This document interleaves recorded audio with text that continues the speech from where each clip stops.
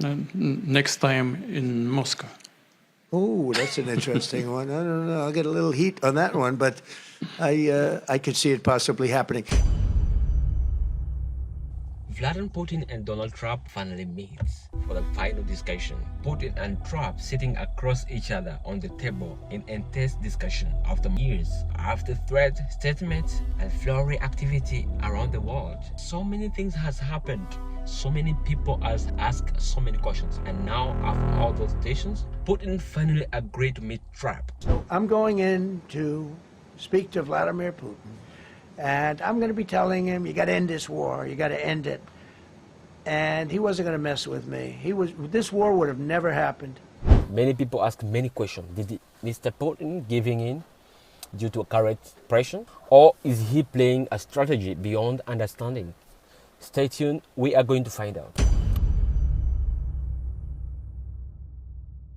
Hello everybody, it's always a pleasure. Thank you for being here. Before we dive in, if you're still new to the channel, I encourage you to do these simple things. It costs you nothing, but it means a lot for us.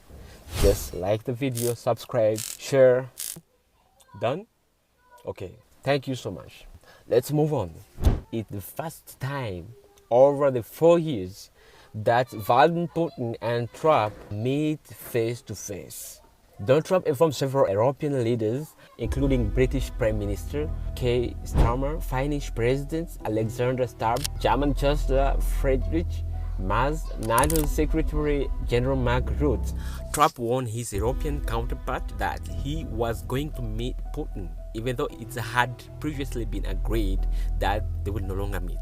This created a stir in a diplomatic circle. According to White House spokesperson Caroline Leavitt, the meeting itself was actually requested by the Russians.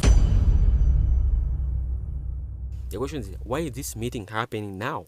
We have to remember that Trump had recently issued a strong threat to Moscow. He had positioned a nuclear submarine near Russian territory as a show of force. Then, he gave Russians a timeline of 50 days to find an agreement regarding Ukraine. So what is your new deadline? What can I'm going to make a new deadline of about 10 or 12 days from today. There's no reason in waiting. There's no reason in waiting. It's 50 days. I want to be generous, but we just don't see any progress being made. You know, Russia could be so rich right now. Instead, they spend all their money on war.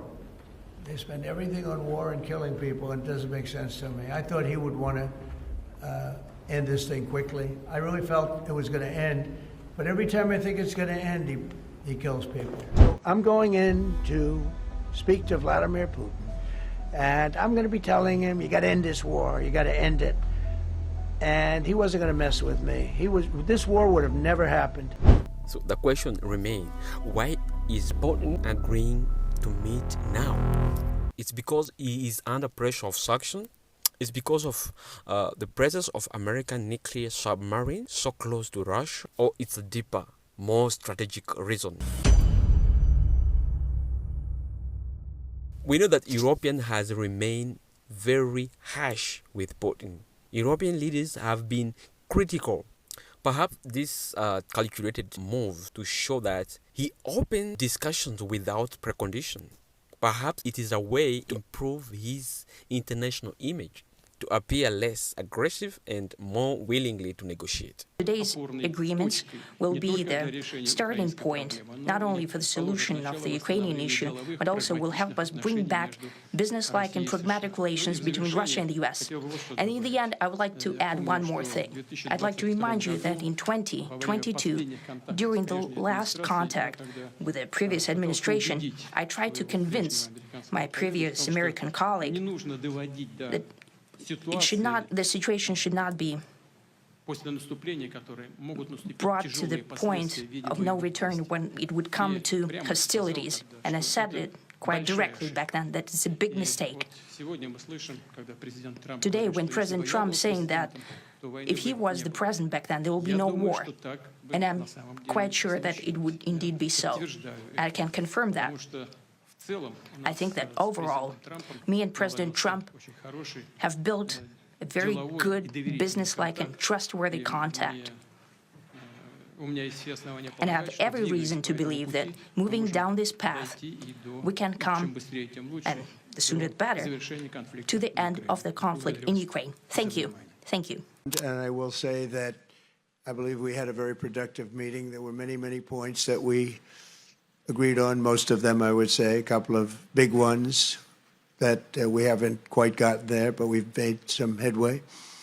So there's no deal until there's a deal. I will call up NATO in a little while. I will call up the various people that I think are appropriate, and I'll, of course, call up President Zelensky and tell him about today's meeting. It's ultimately up to them. We really made some great progress today. I've always had a fantastic relationship with President Putin, with Vladimir, but we had an extremely productive meeting and many points were agreed to. There are just a very few that are left. Some are not that significant. One is probably the most significant, but we have a very good chance of getting there. We didn't get there, but we have a very good chance of getting there. And Mr. President, I'd like to thank you very much, and we'll speak to you very soon and probably see you again very soon. Thank you very much, Vladimir. Next time in Moscow. Oh, that's an interesting one. I don't know. I'll get a little heat on that one, but I could see it possibly happening. Thank you very much, Vladimir. And thank you all. Thank you. Thank you. Thank you so much.